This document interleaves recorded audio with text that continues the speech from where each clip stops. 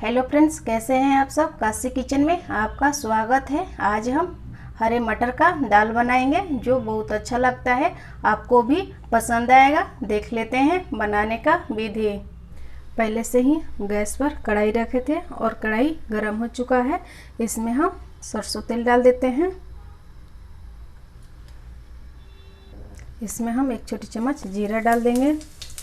अब इसमें हम एक मीडियम आकार का प्याज बारीक कटा हुआ डाल देकर अच्छे से भून लेंगे। 2 टमाटर लेंगे, इसका हम चिकना पेस्ट बना लेंगे। अब इसमें हम जो टमाटर पीसे थे वो डाल देंगे और अच्छे से मिलाते हुए भूनेंगे। इसमें हम 1 चम्मच हल्दी पाउडर डाल देंगे।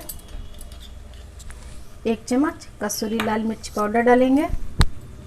इसमें लहसुन मिर्चा और अदरक का पेस्ट डाल देंगे और अच्छे से मिला लेंगे। मसाला को अच्छे तरह भूनेंगे। एक मिक्सी जार लेंगे और उसमें हम 1 कटोरी हरा मटर डाल लेंगे और इसमें हम 2 चम्मच पानी डालेंगे और दरदरा इसको पीस लेंगे। मटर को देख लेते हैं। देखिए अच्छे से दरदरा मटर पिसा गया है। अब मसाला को देख लेते हैं। मसाला भी भून चला है। इसमें हम 1 चम्मच गरम मसाला पाउडर डालेंगे और अच्छे से मिलाते हुए गरम मसाला को भी भूनेंगे।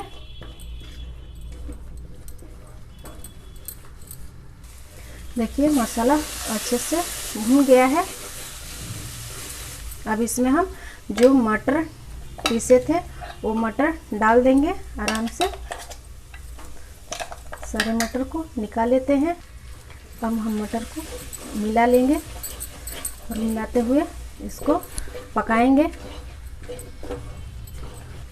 मीडियम फ्लेम पर मटर को भी हम भूनेंगे।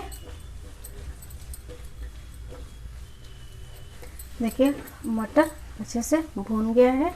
5 मिनट हो गया है। अब इसमें हम पानी डाल देते हैं। देखिए अच्छे से इसमें मिल गया है, पानी भी डाल लिए हैं।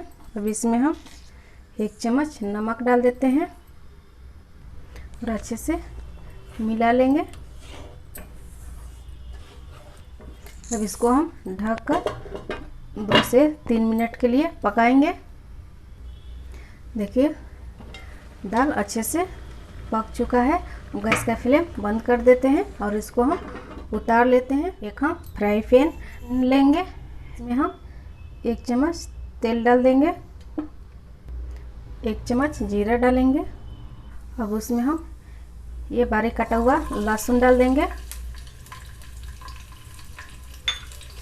1 पिंच हींग डालेंगे और अच्छे से लहसुन को फ्राई करेंगे।